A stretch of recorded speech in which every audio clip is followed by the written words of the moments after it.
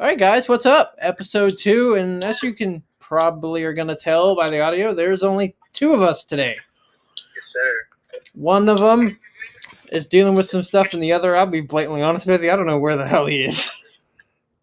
It doesn't surprise me. Doesn't dig But we're still going on. We'll still have episode 2, and hopefully next week we'll have the 4 of us back for what is sure to be an interesting episode 3. But this is episode 2.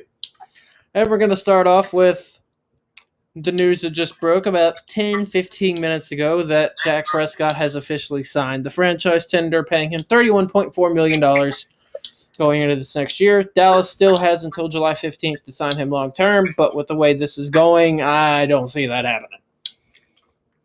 I don't either. Also, it said that Dak Prescott wants to sign a 4-year and Dallas wants a 5-year. And like you said, I don't see it happening because their offers are very different. They want to give it. They wants to give them. He wants are very different. So, I think it's gonna be an interesting couple next for Dak and Dak. They get it done. Yeah, like we both said, I think it's going to go well into next year, and we're going to be dealing with this again next year. It's going to be like the Kirk Cousins thing. That's why he's in Minnesota now, because him and Washington can never agree to a long-term deal, and I kind of see why with the way Cousins does about things. I think Dallas is going to get down a little bit of surrounding them with weapons, but like that Dak wants to get. However, I think because I don't think Dak deserves the amount of money that he wants. I think he should be paid like top 10 quarterbacks in the league should, but I think he should be number 1. I do not. Yeah, I agree. Like we've said before, the market is what the market is.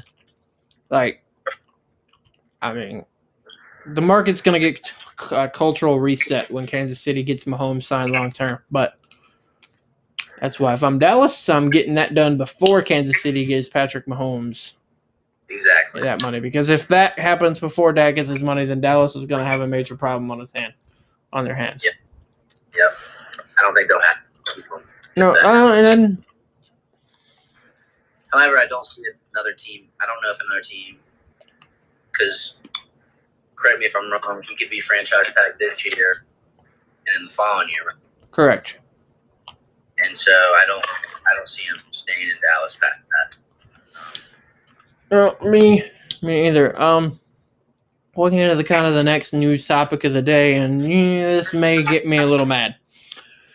Last week, the Carolina Panthers put this thing on Twitter about who the Panthers GOAT was. This reply retweet thing that's been going around Twitter recently of Julius Peppers, Luke Kuechly, and Steve Smith. Excuse me? Nothing against those 3, but obviously everyone's entitled to their own opinion. But to me, Cam Newton is the greatest Carolina Panther of all time, and it's not even close. And the fact to be that petty to exclude him just because you screwed him over and is the reason he's still sitting at home right now and not on an NFL team, that's petty, and that's just plain stupid. Well, who would you replace then? Like, who would you put him in instead of on that? I would take Steve Smith out. Who? Steve. Oh, no. I mean, and you could. I told you the other day, Steve Smith is the greatest Panther, and Cam Newton is number 2. We disagree. I think it's Cam, Luke, Peppers, Smith, and Olsen. Come on. You don't even have it in the top 3? No, I don't. I am disgusted. Look, I think the world of Steve Smith, and if he would have had, and he's a great receiver, he's a future Hall of Famer, but I think Peppers, and while Luke didn't play that long, I mean, when you think of elite middle linebackers in NFL history, Kuechly's name will be up there for the rest of time. Yes, You got Julius Peppers, who's one of the best pass rushers in league history. Yes, but I don't think he's top 3 for the Panthers now. because he went to the Bears. Yeah, I mean, I could say the same for Steve Smith because he spent 3 years in Baltimore. Yeah, but then his career. Yeah, so because Carolina didn't want him to be years old. like I said, and then he proceeded to drop over 150 yards receiving and 2 touchdowns on us the following week. However, I do agree that it was just back to the game in that the Panthers just have not handled the situation well, and I'm interested. I know they suck McCaffrey, but I wonder if they're going to be stupid enough to maybe do that to McCaffrey later in his career. It wouldn't shock me because they don't keep their players. It annoys me. Josh Norman, D'Angelo Williams. I mean, I can go on and on and on. Yep. About this, they just don't like keeping players. And when it comes to Cam, that was one of the most egregious things I've ever seen with the way they've handled it. And the fact to not even include him on the list, it just annoys me. Do you know who? Because I don't know who won.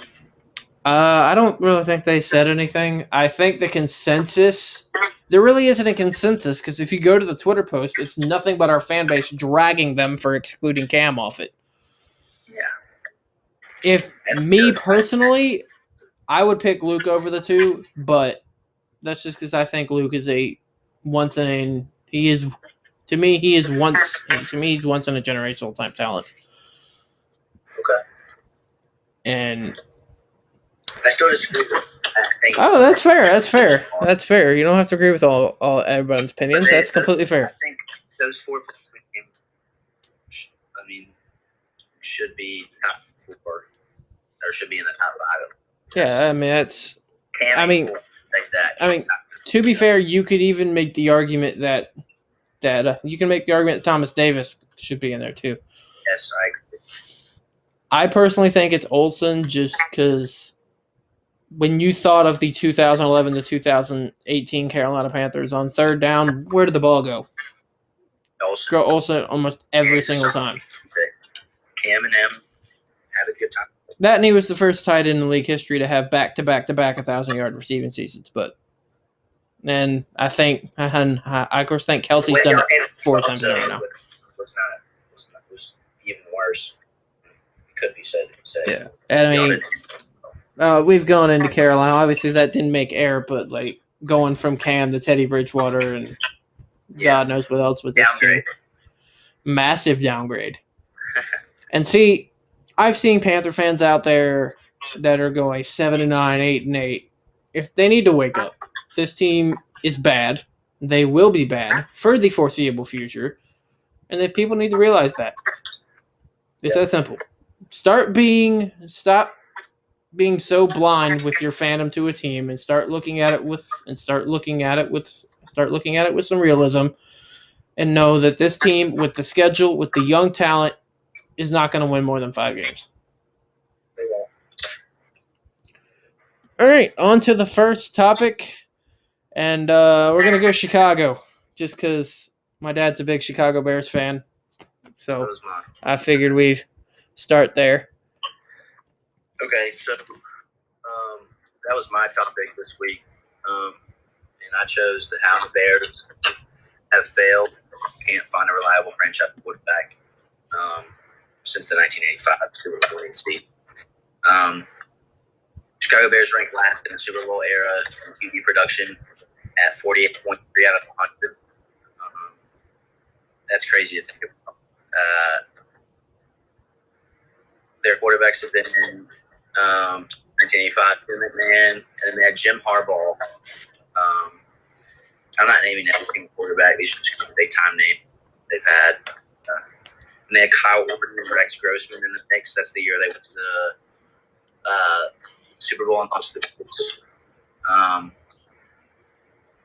And then they had Jay Cutler, which kind of says it for itself. And they had Matt Barkley, and they drafted Mitchell Trubisky, traded up number 2 to draft Mitchell Trubisky in the 2017 draft. They picked Trubisky over Mahomes and Watson in 2017. And Lamar. And this year, Trubisky into his 3rd year. He's going to have a QB battle with Nick 31. But Trubisky's numbers last year speak for themselves. 63.1% passing percentage. Average yards per throw was 6.1, which is god awful. I don't know what kind of those trainer might be in tech, if we're going to be honest. And 17 to 10 touchdown interceptions. But I think the coach has to do something with that. I don't know if Matt Nagy knows what he's doing with his quarterback. Because they had a good first year there, but I don't know what kind of offense calling or anything like that. But yeah, the Bears, they just need to have a better vision of quarterbacks. I don't see them having a reliable franchise quarterback for the future. I think they're going to stick with Foles or Trubisky as long as Nagy's there. So, but yeah, that's what I have about that. Well, I mean, when it comes to Chicago, I mean, you've mentioned it. I mean, ever since they traded McMahon in 1988, I mean, from 1993 they had Harbaugh. Then they switched from a bunch of other ones. Then you got to 06 and Rex Grossman was there, and yeah, he went to the Super Bowl. But let's be real, he rode the coattails of a fantastic defense and a fantastic Devin Hester to get to the Super Bowl, and it got proven because they couldn't keep up with Peyton Manning in 2006. I mean, in 07-08, Grossman and Kyle Orton kind of just flip-flopped every week, and that wasn't getting it done. And then came Jay Cutler, and Cutler is interesting because, one, he was the longest tenured Bears quarterback since Jim McMahon. I mean, he was there for 6 years, 7 years. And he wasn't terrible, but he was so inconsistent. I mean, he led the team. He was really good in 2010 when the Bears got to the NFC Championship game against Green Bay, which they ended up losing because Cutler got hurt. I mean, but they only made the playoffs once, and that was 2010. I mean, they never made the playoffs again with him, and most of those were losing seasons. Like, they had a few 8-8 finishes. And then, Cutler in 2016, then he started splitting snaps with Brian Hoyer and Matt Barkley. And he actually didn't even start more games over Matt Barkley. Matt Barkley, who's been a league bust since being drafted at USC, who we'll talk about in a little bit. And then Cutler retired and then unretired and then re-retired again. So he was gone. They land the number 3 overall pick in the draft. And this is where I legit cannot with this organization. I agree. You take Mitchell Trubisky. Not only do you take Trubisky, you trade up one spot, give up like 3 or 4 picks to San Francisco, who had no intention of taking him. They want to take him. No intention of taking him. And then Kansas City takes Mahomes at 10. Houston takes Watson at 12. And the Baltimore Ravens come in at 32 and take Lamar Jackson. Let's see. Lamar Jackson at 32, last year's MVP. Patrick Mahomes, 2 years ago MVP, last year's Super Bowl MVP, and best quarterback in the NFL. Deshaun Watson doesn't get near enough credit as he should down in Houston. It's because he plays for Bill O'Brien. We've been over that. But, okay, so you take Trubisky, who had one average year at North Carolina. In 2017, his first year, he started 12 games. They finished 4-12 in 2017. They were awful. And you get back to 2018, and he looks like a completely different quarterback. Why? Because he's riding the coattails of another elite defense. The Bears' defense in 2018, led by Khalil Mack and Akeem Hicks and Kyle Fuller, they went 12-4. Were in the playoffs, and then, well, we all know what happened in the wild card round. The doink. Yes, we did. By the Bears kicker, and they've been having Cody Parkey, and they've been having issues ever since. They were facing the Eagles in that game, nonetheless. But, and last year, it was same old Trubisky. He was average. He was below average. I mean, his completion percentage is god-awful. And the thing that gets me is, and I can't put up a blame on Trubisky for this because that was my name. They only do short passes. They don't throw the ball down the field. No, and they have Allen Robinson, so I don't understand. Allen Robinson They don't have a running game. They don't really have a running game. No, and honestly, and my dad and I have gone back and forth on Chicago for a while, and he has a point here. They don't have a bruiser running back. They have Tariq Cohen, who's a elusive receiving type, and they have Montgomery, who they took at Iowa State last year, who's not speedy, but he's still not a power. Like, they need a Derrick Henry-esque, not size-wise Derrick Henry, but like bruising back. Like, yep. And obviously they don't last long in the league just due to the fact they're power backs. But I mean, you have Allen Robinson, who's one of the most underrated wide receivers in the league, but he doesn't get a lot of opportunities because the Bears just don't want to throw the ball down the field. And as far as Matt Nagy goes, and this is where I think Nick Foles is going to have a massive advantage coming into this year. Matt Nagy was Nick Foles' offensive coordinator in 2017 when the Eagles won the Super Bowl. So, he's been in the system. This is his system. Nick Foles outside Philadelphia is well documented. He has not been good outside of the Eagles. But I think that possibly changes this year. I don't see any way or chance that Mitchell Trubisky starts week 1. And even if he does, it won't last long. I think this is Nick Foles' team, but Nick Foles isn't the long-term answer. Mitchell Trubisky isn't the long-term answer. Also, you have to think that they lost Big Fangio to the Broncos, which the Broncos are going to have, I think, a better season this year. Oh, yeah, totally. 100% the Broncos are going to be better. Won as well last year. Like, when it comes to Chicago, it's mediocrity after mediocrity at this point because and it's not just the Trubisky pick. They traded Alshon Jeffrey, or they didn't re-sign him. They traded Greg Olsen to us for a bag of donuts. Yep. They got rid of Brandon Marshall. They got rid of Charles Tillman. I could go on and on and on about Chicago, how they don't keep their own talent, and they have one of the worst front office staffs in the league. And they're not in that much of a tough division. I mean, yeah, Minnesota and Green Bay, but we've been over Green Bay. I don't think they're doing much of anything this year. So, I mean, like we talked about last time, I don't see Chicago. Best case scenario, 8-8, and that's best case. I don't know. I think I can see them going 9-7. Yeah, that's possible. To me, they're not going to consistently do anything until they get a franchise quarterback. Yeah, and if Nick Foles starts, it'll be adjustment for the receiver. Yeah, 100%. He hasn't played this year. Yeah, there's also that to take into effect. Like, even Nick Foles, hasn't played much because he was hurt most of the year last year in Jacksonville, and he ended up losing his job to Gardner Minshew. Even if he doesn't start, if Trubisky starts, what's to say it's not going to be any of the same thing? I agree.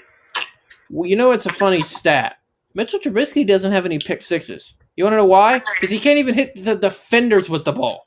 He throws them in the ground. He throws it in the ground. He throws it 10 feet over their heads. He throws it into the stands. And it's like, I know that every Bears fan on the planet is so irritated with this because this was supposed to be your savior. You gave up the farm to go and get this guy. And he's been bad. That's really the only way to put it. Yep. I think we definitely got eye on that subject. Yeah. We're going to keep it in the NFC North with the Detroit Lions, and not the current Detroit Lions. We're going to go back to the past because I just cannot fathom that the two greatest players in your franchise's history have come out publicly since their retirements and said they retired because they played for you. When it comes to Barry Sanders, who I personally think is the second best running back in NFL history behind Walter Payton, I don't get it because every season he played 10 years in the NFL. He had over 1,000 yards every single season. He never rushed for under 1,000 yards. He had 99 touchdowns in his career with 15,000 yards as a total. He averaged 5 yards a carry in his career. I don't even know how to put that into words. He had double-digit touchdowns on all but 4 seasons. And his career year came in 97 when he rushed for over 2,000 yards, 11 touchdowns. And this is the most unfathomable stat to me. In 97, he averaged 6.1 yards per carry.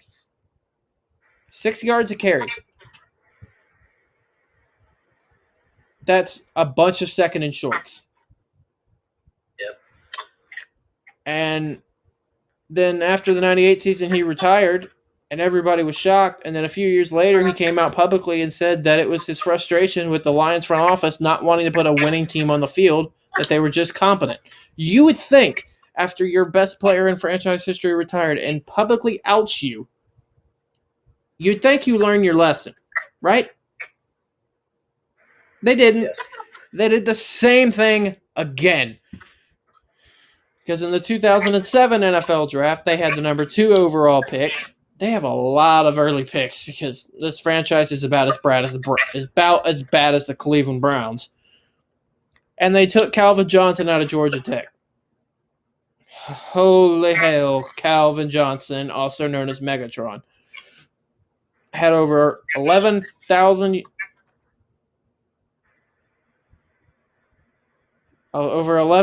yards receiving in his career. 83 touchdowns, had over 1,000 yards in all but 2 of his 9 seasons. And we talked about Barry stats. This stat help. 16 yards per catch for his career. That's what I put on my. In 2012 was his best career year. 123 passes for 1,971 yards and 5 touchdowns. That ended up breaking Jerry Rice's record for receiving yards in a season. He also led the league in catches. But then, again, retired in 2015 at the age of 30. What happened? A year later, he had a sit-down interview and said his retirement reason was that he played for the Detroit Lions. Take the floor, man. So you touched on a lot of the subjects I was going to say. Barry Sanders and Calvin Johnson. Barry is the all-time leading rusher for the Lions. Calvin Johnson holds the most receiving yards, or all-time receiving yards for the Lions. So best running back, best wide receiver they've ever had. And with Barry Sanders, he was 78 and 66 while he was with the team. And you could argue that he's top 3 running backs of all time. Like you said, I would disagree, but it's crazy that because last time they won a playoff game, and I think this is right, is when he was playing, when they won a playoff game in the 90s. That's worse than the Cowboys, which just blows my mind that they haven't gotten it together in almost 30 years.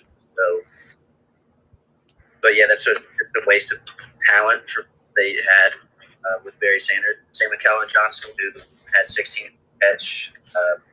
Like you said, broke the receiving yard record and retired at 30. And, he played at least 30 games each year. But while he was playing there, they were 63 and 81.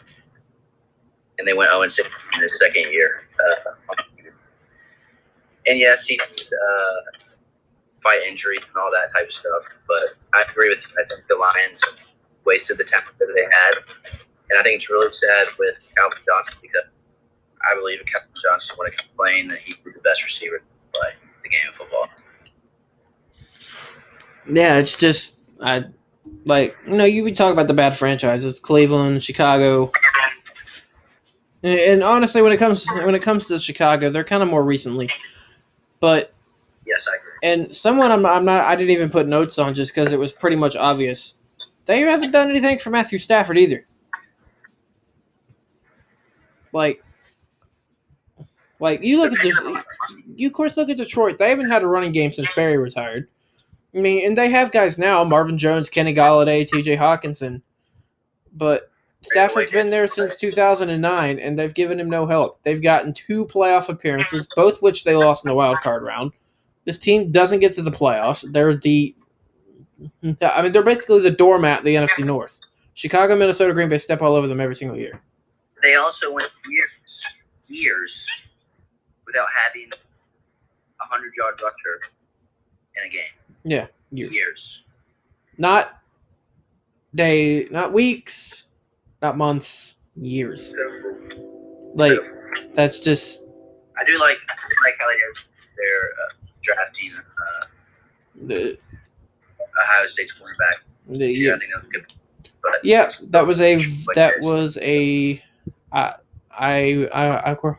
I of course would agree with you. That's a very good pick in Jeff Okudah. I think he's going to be a really, really good corner. I mean, most of the corners and safeties you take in the top 5 usually turn out pretty good. You have the Jalen Ramseys, the Jamal Adams, and stuff. So I think Okudah will be really good. I don't get they drafted 2 backs when they have Kerryon Johnson. I don't get it. I just don't get a lot when it comes to them. I mean, and you even look at some of their other top picks. They had Ndamukong Suh, who didn't last there very long because he didn't want to play there. I mean, I'm just saying, they haven't themselves in 20 years. They're not a big time franchise in the NFL. So they're not like Dallas. Dallas hasn't won in a while, but still Dallas, so people are going to still want to come and play there. That's also the thing. Free agency is a big part in the NFL. It is. And Detroit doesn't get free agents because no one wants to come and play there. Yep. Like you mentioned Dallas. I mean, Dallas has been average for the past 30 years.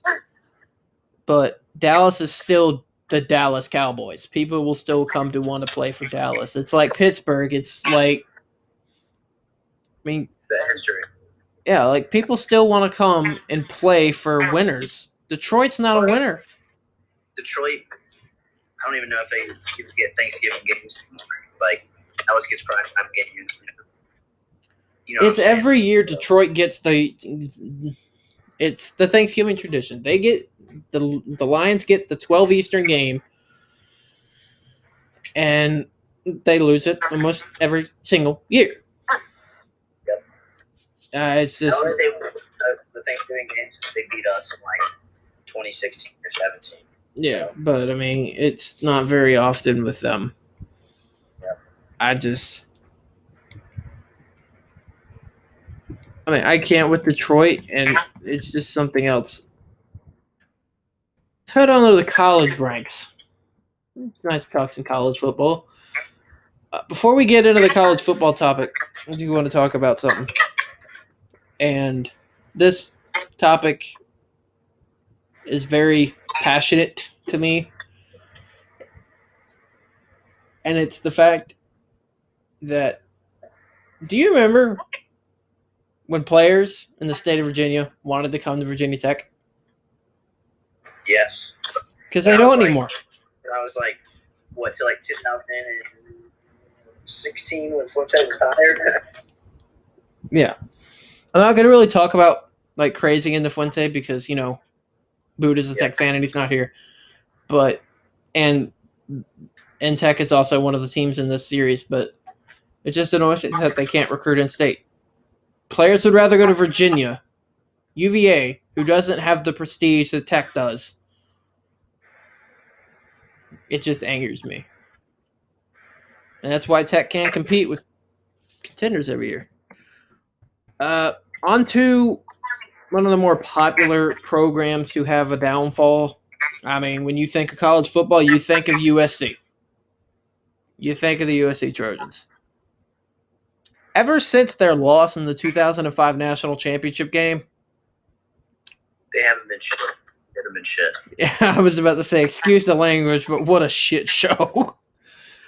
I mean, and it really all started in 2010. Like 2006 through 2009, they were fine.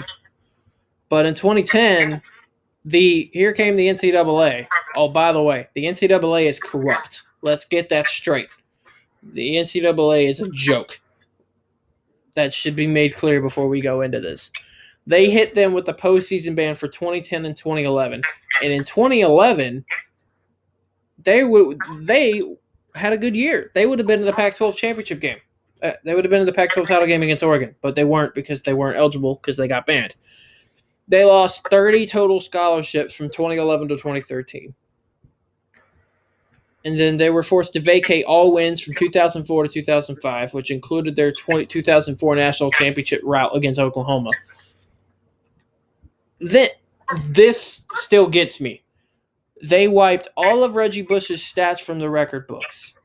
Reggie Bush and all this stuff with him, with how he got benefits, it's off the field. I've seen college football programs do way worse than this. So not only do the NCAA force the university to dissociate anything to do with him for 10 years, it just got lifted a couple weeks ago.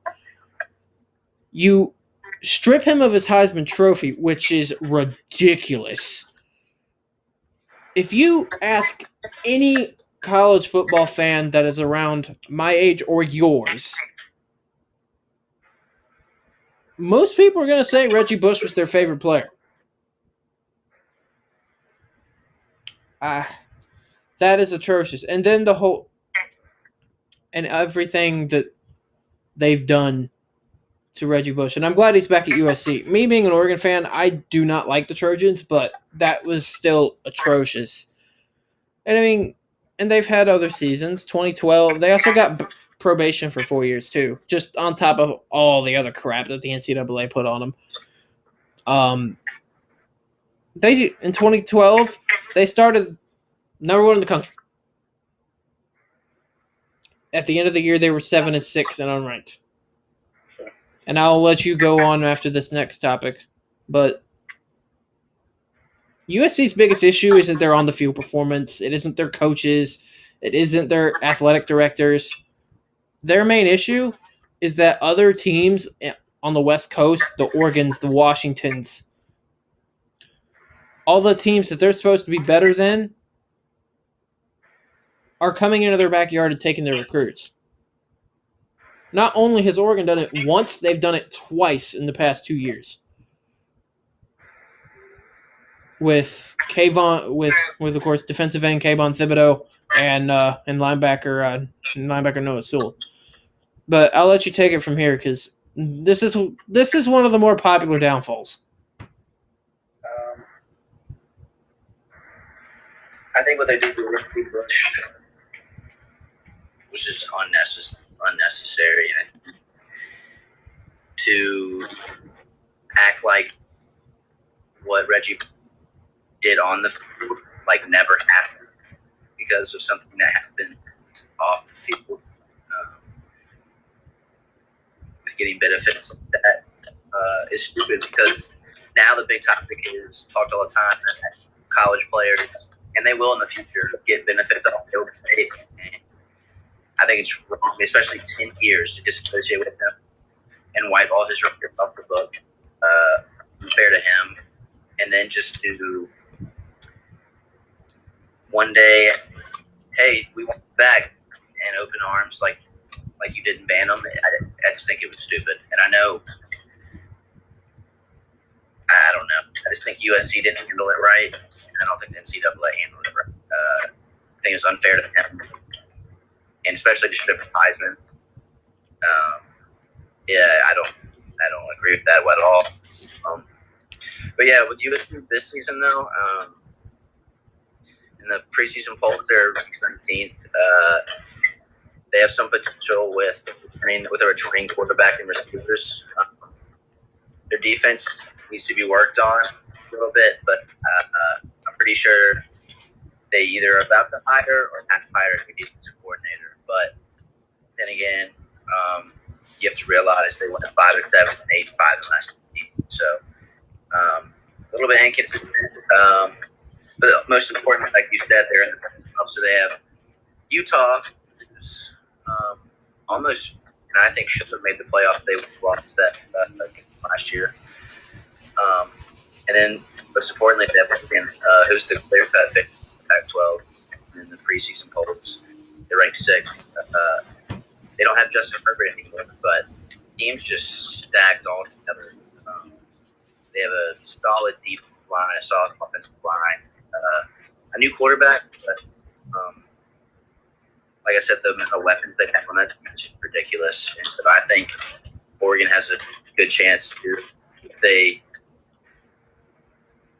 I don't know if they'll lose a game in the Pac-12.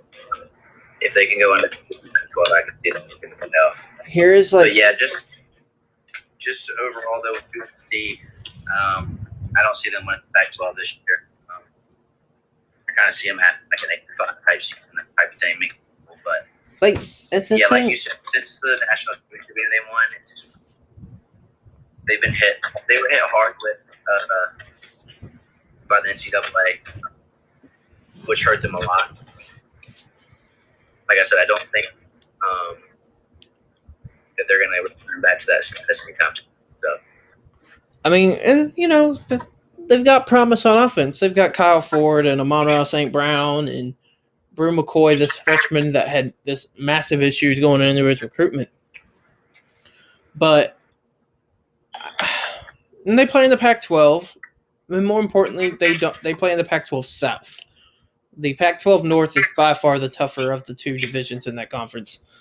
And they have a really promising young star in Keaton Slovis. Keaton Slovis is played great as a freshman last year, coming in for JT Daniels, who transferred out and he's now in Georgia. But Keaton Slovis has a big opportunity to go up in the sophomore season. But as you said, I mean, the Pac-12, you got Arizona State, I think, is by far the favorite in the Pac-12 South.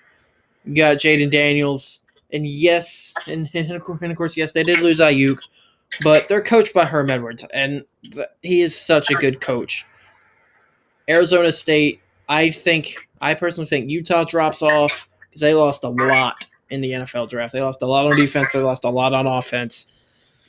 So I think Arizona State comes out of the Pac-12 South, and non-biased at all, I don't see anyone in the Pac-12 North taking Oregon off their high horse, so to speak. As you said, yes, they have this quarterback situation, and you have Anthony Brown, the transfer from Boston College, and then you have Tyler Show, who sat behind Herbert the last couple of years. And yes, they have to replace 4 people on the offensive line, but they also have Penei Sewell,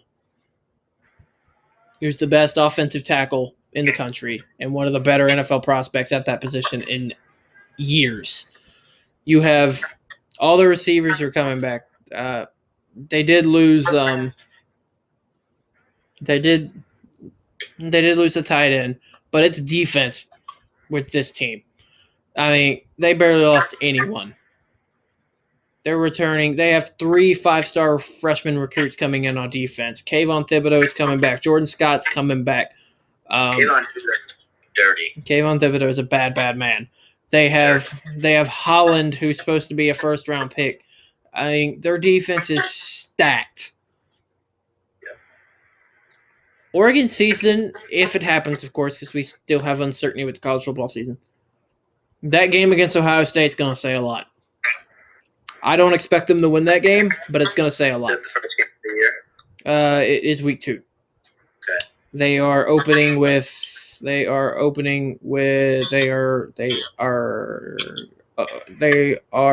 FCS powerhouse North Dakota State. That must be a tough 2 weeks for them. Yeah, I don't think North Dakota State's going to be as problem as some people think. As good as they are, and as good as their national championship run, that's FCS schools. Yep. I personally think when it comes to that game, I honestly think when it comes to Oregon and their win amount, I think they're going to destroy North Dakota State. I think they only lose 1 game, and it's Ohio State. I think they run the Pac-12 table. I think they avenge last year's loss to Arizona State, and I think they're in the playoff personally, along with whoever comes out of the SEC, Clemson and Ohio State. Let's go into that for a second. Like, the SEC this year for the first year is kind of wide open. Like, you have LSU coming off the national championship, but they lost so much. They lost a lot. They lost a lot. And they're going to have a new offensive coordinator. They're going to have a new defensive coordinator, a new quarterback. Yes, they have Jamar Chase, but they're also in the SEC. You have Alabama's going to be Alabama. You have Florida's a team to watch out for. I really think Florida is the favorite in the SEC, and that might shock some people. But they have Kyle Trask coming back, who's really good. They're well coached. And I just don't see anybody in that side of the SEC in their division that's going to touch them. I can agree with that, but I don't think they beat Alabama in the SEC championship. No. Nick Saban's. I don't either, but I easily think Florida goes undefeated and gets into the SEC championship game. I think Alabama and Florida both run the table and they're playing for each other for a spot in the playoffs. And then you have the issue of who loses. Do they still get in? That's why the playoff needs to be 8 teams. It needs to be 8. Yeah. Plus, it make it more fun. Yeah. And even if you could do, you have 8 teams. You give the 2. You of course get. Since you could have 1 8, 2 7, and then go on from there. But it's like, and if 4 is fine, I will gladly take this over the BCS. Don't get me wrong, the BCS was awful, but you've had some teams just get utterly blown out. A couple of years ago, Ohio State got in without playing in a conference championship and got 31-0 smacked by Clemson. You of course had Notre Dame a few years ago, who are an independent, didn't play the conference championship, and are usually more overrated than underrated, and got absolutely smacked by Clemson. And you got the Oklahomas are always in it, and when it comes to the SEC, it will always go through Alabama. Because it could be someone that comes out of nowhere, or it could be. Because what we think is its top 3 is going to be Clemson, Ohio State, and Alabama, or at least that's what I think, and that's how it's been the last couple of years. But like I said, I think Clemson and Ohio State are definitely top. Lock 100%. 1 through 3. 100%. But like I said, 3 and 4, especially 4, it's more interesting to see because you really don't know who it's going to be. Yeah, and we've talked about the Pac-12. We talked about the SEC. Let's talk about the ACC, which we have an inference because we're both Tech fans. The ACC, to me, it gets a lot of hate because of how weak it is. But let me reiterate something. It is not Clemson's fault that the ACC is terrible. They can only play who's in the conference. What do you want them to do? They went out and scheduled Notre Dame this year. And they proved themselves last year when they beat Ohio State in the semifinal. Yeah. So this whole conversation of their cupcake schedule, which it's not the toughest in the country, but compared to Alabama, who plays in the SEC, you got Alabama and Auburn both. They play cupcakes the week before they play each other. Every year. But my thing with Clemson is if Clemson loses a game or 2, they're not making the college football playoff. If Alabama or Georgia or maybe even Ohio State loses a game or 2, they still have a really good chance of making the playoff. Clemson is the one team I think that has to run the table, and they will. I don't see anyone on their schedule beating them. And yes, you look at Clemson, and they did lose Justin Ross to, the neck injury, but they're still coached by Dabo. They still have Trevor Lawrence. So, yep. But as far as I'm not really going to talk about the ACC Atlantic because that's Clemson's, and Clemson owns that bitch. Just to kind of put it in the words. But the ACC Coastal last year, I think down to the last 2 weeks of the year, Miami, North Carolina, Virginia Tech, Pitt, and Virginia were all in it. In some way, shape, or form, there were ways that any of those teams could win. And it came down to Virginia Tech and UVA, and how unprepared Virginia Tech was for that game still irritates me. But coming into this year, you really only hear 2 teams when it comes to favorites in the Coastal, and it's North Carolina and Tech. And the only reason Tech is because we have returning so many players. That's it. Like, and It's look, not because we recruited good. no, it's we because have returning players. you have Hendon Hooker, who was excellent down the stretch last year, and you have Quincy Patterson behind him, who's we're running.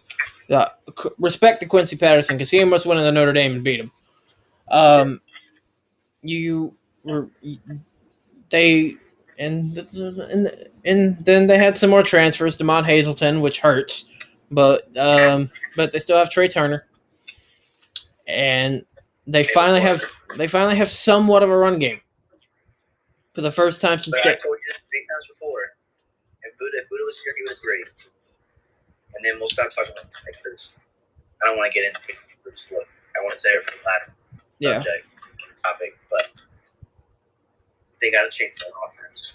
They got to change that offense. Yep, because here's what they do. They run the ball second down, and it's 3rd and 15 or 3rd and 10, and they're going to throw the ball. So, I don't want to hear that crap anymore. I don't want to skip. But you know how I feel about it. I told you many times before. Yep. Going into a topic here, there's this team amazes me because of all the talent they have this year. There's no reason that they shouldn't make a playoff run. And no, I'm not talking about Dallas. I'm talking about the Browns. Like, this team is talented. They finally have decent coaching. This is a make or break year for Baker Mayfield. I just want to know your thoughts on Cleveland.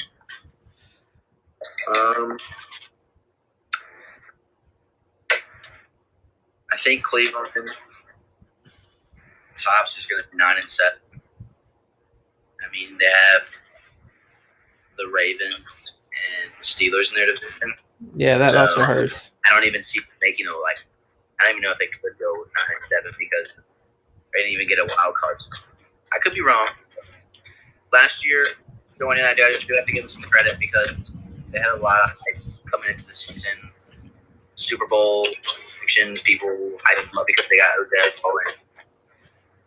and injury and Nick Chubb and their tight end and Mayfield. This year they've been kind of quiet. I think that's good for them. I think they're gonna, 8-8, 7 maybe, but they got Steelers, they got Ravens in front of them, and I think that sucks for them because I don't think they can with them yet. But I agree that this year is a make or break for Baker Mayfield, which sucks because I think Baker Mayfield could be a good quarterback, but it's just he hasn't proven himself to be one yet. No. And like I said, we've kind of with Detroit. Cleveland hasn't done anything. No, and I said leading up to the 2018 draft, Cleveland had those number 1 overall, number 4th overall. They should have taken Saquon Barkley with the number 1 overall pick. They should have taken Saquon number 1, and then I'm telling you, Baker Mayfield was in there 4. Because you look at the Giants that year. It was 2018. No, yes, they still had Eli. And I don't remember who picked 3 overall 2018. I believe it was. Actually, sorry. Yes, I do. Yes, I do. It was the Jets. I think the Giants might have taken Denzel Ward, but I still think the Jets take Sam Darnold. You're right. It was. And I think Baker's there at 4. If they were so on taking quarterback, I would have taken Sam Darnold over Baker. I disagree. That's me, though. 100%. And everyone likes to give Sam Darnold crap. He plays for the damn Jets. The Jets are a joke, too. They are a joke. Baker Mayfield is, I think, a better quarterback than Sam. I think he was in college. I don't think... Look, it's hard for me to grade Oklahoma quarterbacks coming into the league because they play for Lincoln Riley, who's a damn genius. Now, when it comes to the Oklahoma quarterbacks that have come into the league, look, Kyler Murray is top of the class. Okay, yes. But, and this is kind of reiterating what you said, Baker has weapons, and so I guess Shoot, I can't. His name just slipped my mind. Say his name again. I can't remember. Sam Darnold? Josh Darnold. Is that it? I can't think of it. It's Sam Darnold. Okay. Sam Darnold. Okay. He doesn't have any weapons, but still, he's gotten injured. Yeah. I don't think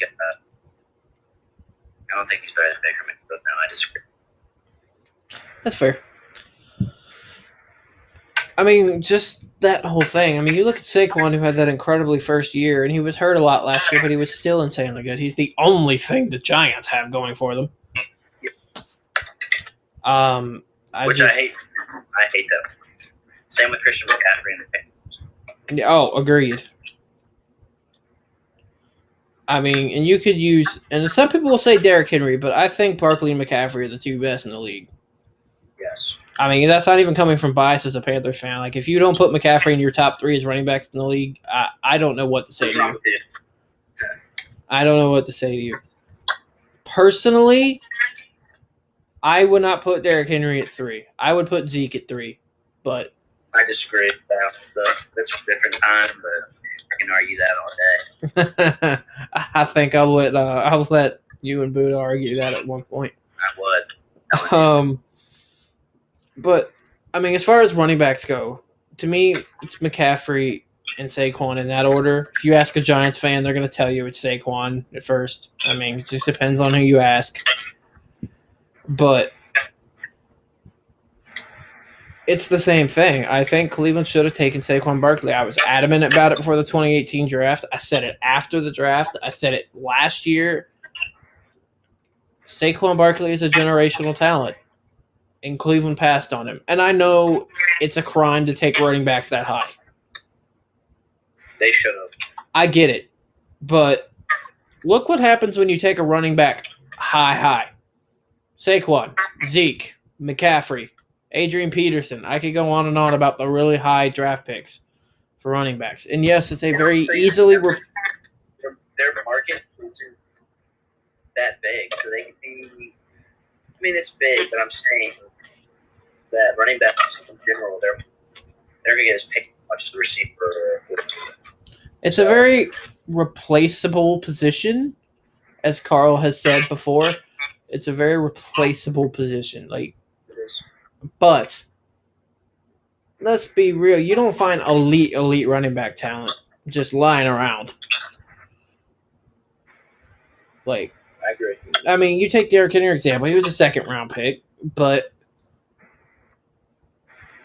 I mean, most of the elite backs in the league nowadays are high first-round picks, and that's because they deserve to be high first-round picks. That's kind of how it comes when it comes to the running backs. I mean, okay. Just the multiple choice question, just because I'm curious. It's really only 2 answers for this, and I love Zach Ertz, but I don't think he's in this conversation. Travis Kelce or George Kittle for best tight end? Say that again. You're cutting out. I can hear you. Travis Kelce or George Kittle for best tight end?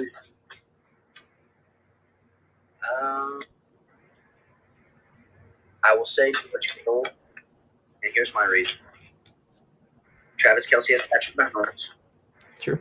And before that had Alex Smith, and have been a good team for a while with his coach. True. And I think Andy Reid is a top 5 coach too. But George Kittle has my pick because of who his quarterback is, and that's Garoppolo, who throws maybe 10 times a game, just hands the ball off. And George Kittle makes things happen when he gets the ball.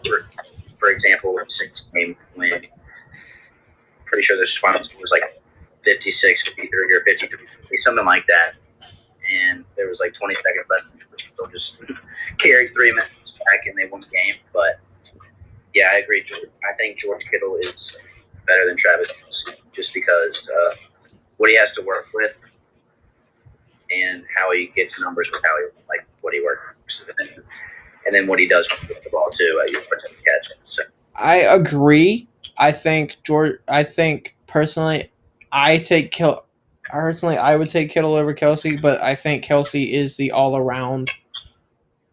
He has the all around better numbers, but I think George Kittle, like you said, is more impressive because he has Jimmy Garoppolo throwing it to him. Travis Kelsey's spot, he put up. That's nothing against Travis Kelsey. I mean, dude's legit. He's very, very good. But I just think George Kittle's numbers with Garoppolo, who hands the ball off 50 times a game, is more impressive than somebody who has the best quarterback in the league throwing to him. Yep. Just one more little thing before we end episode 2, and hopefully next week we'll have the whole crew back here. Hopefully. And this is kind of a thing, and it kind of relates to Chicago, actually, and a lot relates to Chicago, is the amount of kickers in this league who consistently miss but are still employed. To me, you have one job. That is to kick a ball through the goalpost. One job. Yes, but it's hard in those punch-time situations. I can say I've done it. I don't know how it feels. And that's why I don't diss on kickers. But I get what you're saying. But when there's 2 seconds left in the game and there's 100,000 plus people yelling, and you have a lot of adrenaline rushing through you, to kick a field goal for sure. Yeah, I agree. But I of course agree on that topic. It's the missed extra points and the short field goals that drive me insane. They do. Just going to use Cody Parkey as an example because he's the really big one. There was a game in 2018 where they lost. I think they were playing New England or Miami, one of the two. And the dude not only missed 4 field goals, but he hit the goalpost on every single one of them. And then he had that field goal against Philly in the playoff game, and I am surprised that he got out of Chicago alive that night. I was so happy. I bet you were. But I think we can both agree on who the best kicker in the league is. Justin Tucker, okay. Dude doesn't miss. I mean, he does sometimes, but it's very rare. Yes, rarely. All right. Go on to one thing since I kind of gave Oregon's prediction. I'll give you a chance with Tech. What do you think Tech goes? Say it again. You cut out again on me. What do you think Tech finishes this year if we have football? I say 9-3. I was going to say, who do you say to? Does that include the ACC championship game or no? It's tough. I do think they lose to Penn State. Okay. I think they drop a game they shouldn't against an ACC school. Okay. And I could see them winning or losing the game against North Carolina. That's the important one. The game against UNC. I think if they go 9-3, they lose it. If they go 10-2, they win it. But I honestly see them losing to Duke again because they just don't play well against the Blue Devils. I think they'll win 9 or 10 games, like you said. I think they'll lose to Penn State. I hope they beat Penn State, but I think they'll lose to Penn State, even though it's at home. Because the last couple, let me just say Notre Dame for specifics. Biggest game we've had. Last time we've had a big game, and we played really good the first half. And then after halftime, we came back out and played horrible. Just like the UVA game. But I think we beat North Carolina too. But I think we'll drop 1 or 2 like we always do. We could. I mean, maybe we lose to North Carolina, but we could lose to Duke or Boston College. I think 9-3 too. We go to the AC championship, lose to Clemson, and play Orange Bowl. Playing the bowl. Yep. My whole thing is like, as long as they take back the Commonwealth Cup, they can do whatever they want. Yeah, if they lose again this year, I think Phoenix. Well, I already think he needs to go, but Yeah. adamant. Yeah, I think Fuente needs to go. I think they need a bigger name because, and look, I of course know you're going to lose out recruits to Clemson. I can take that. It's just the other stuff. And like we said earlier, I don't want to delve too much into that because that's a whole nother topic for a whole nother podcast. But that's just kind of how I feel about Tech. And I of course just wish it wasn't that way, and I really wish I would have liked Frank Beamer more in his final years than I did, because I kind of regret not doing it now. I think Bud Foster should replacement. Oh, I 100% agree. I said that from the beginning. I was a fan of Fuente for the first 2 years, and then. And here's my Bud Foster. He might have not done amazing, but when Fuente came in, when Beamer's just like a trademark name, so is Foster. That brings recruit itself, just because Foster is you know what I'm saying? Yeah. And so I think when Fuente was hired, no one really knew who he was. I mean, he had success his first years, but it's because Beamer's recruits, and that Beamer's recruits are not there. He's not doing the job we thought he should. But if we would have hired Buck, we would have retired this year, and then we could have got a new coach this year and then started fresh. You know what I'm saying? Yeah. But like I said, the whole gripes is something we'll get into. Part 3 of our college football series continues next week with Texas. So, or of course in my terms. Never been a really big fan of them, but their story is still one that needs to be told. But we'll get into Texas next week. That kind of does it for today. And it was only the two of us today, but it was fun. It was good. I think it was a good podcast. But we'll of course have Carl and Buddha back next week. We might even attempt one later in the week. We'll see. But if not, we'll be back next week with the full squad. We will talk Carl and Buddha's topics. We'll get their topics, which would be the Pittsburgh Steelers and Tennessee Titans. We will talk about those. So awesome. That'll be for episode. Yep, that'll be for episode 3. This is Ian and Delby signing off. The Boyz Podcast. You can find us at Boyz the Podcast on Instagram and Twitter. And I'll see you guys later. See you guys.